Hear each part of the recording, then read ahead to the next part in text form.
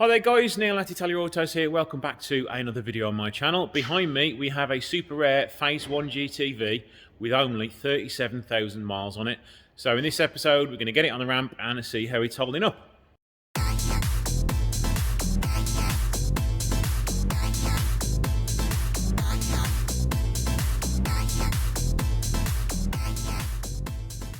So here we go, a super rare twin spark GTV. It's a 1996, got beautiful original alloy wheels on it. The paintwork is still immaculate, though a little dirty because it's been sitting around my unit for a couple of days. A couple of little marks on the bodywork, but nothing really to stress over. Got the original side skirts on it, which are unpainted, which is true of the original Mark 1s. Rear light bar is in pretty good condition. That's just a dirty mark there. Rear badge is still like new. I would assume that's an aftermarket one. All the script on the back is still in really good condition. Even the seal for the aerial is in really good condition and not cracked.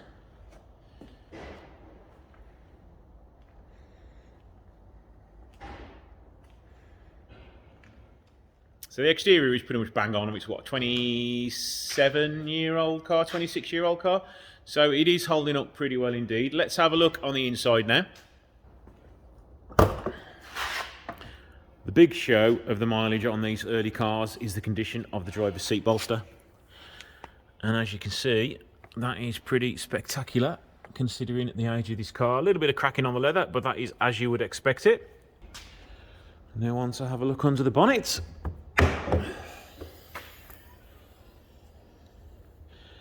Original metal top engine. It looks as though we've got or had a little bit of a water leak down there, so those clips could probably do with changing. A little bit of a leak from that thermostat pipe there at some point. It's still got both the engine covers on there, and they are not broken by the look of it.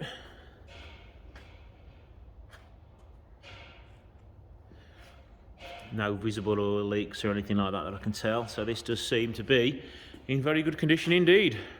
So the car is in for a cam belt, I think it's a service and a coolant flush today anyway, but I have noticed we're missing this little cover here. The coolant is a little bit low, so I'm going to assume it is leaking from there slowly, so we are going to change those clips today along with the cam belt and giving it a service. But other than that, you know, it does look in great condition. It's not aged too badly. There's no rust around the top of the shockers. There's not much rust actually around that top engine mount. So it is in very nice condition indeed. Let's get it on the ramp now, check the underside and check the suspension out and see how it's getting on.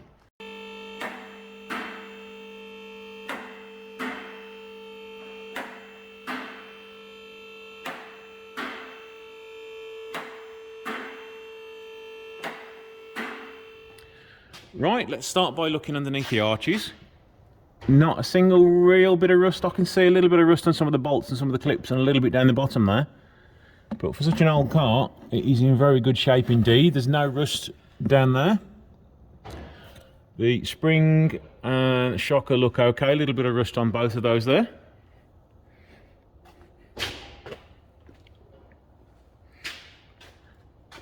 And on the other side, it's pretty much the same story here. This side a little bit worse for rust, but not much to be honest. A little bit down there and a little bit down at the bottom there, but not much at all. Let's have a look at the back now. Spring pans, yes, they've got some rust on them, but they are in still tip-top condition. It's got the original bushes in the dog legs. The rear caliper handbrake mechanism has been greased to an inch of its life. Everything's been greased underneath here, all the bushes and everything, so that's good. It's still got the brake bias still on there. Again, the same bushes over this side. Lots of grease on everything, so it's keeping well. Rear shocker doesn't look as though it's leaking. Let's just check this one. That's just where the dust hasn't formed. Exhaust looks fine. Floor pan looks original. A little bit of rust around there. Some coming on the floor pan along there. That is going to want treating before that gets any worse. Not very much sill damage from where it's been jacked wrong. Brake pipes still look like brand new. The catalytic converter still looks like brand new, near enough, considering it's 20 odd years old. All these pipes have been greased as well, which is a good thing because I am seeing more and more of these pipes starting to rust away now. Again, it's not had any welding work done to it at all. A little bit of rust again coming at the back here, but it's not too bad. It just needs treating before it gets any worse, and this car will stay in a beautiful condition then.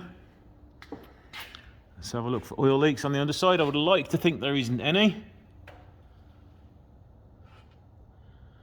And I am right in stating that there's no oil leaks that I can see. A little bit of a weep from there. It looks as though it's coming from up high. Right, what's going on here? That's oil leaking from somewhere. It looks as though it's leaking from here, but that's a water pipe.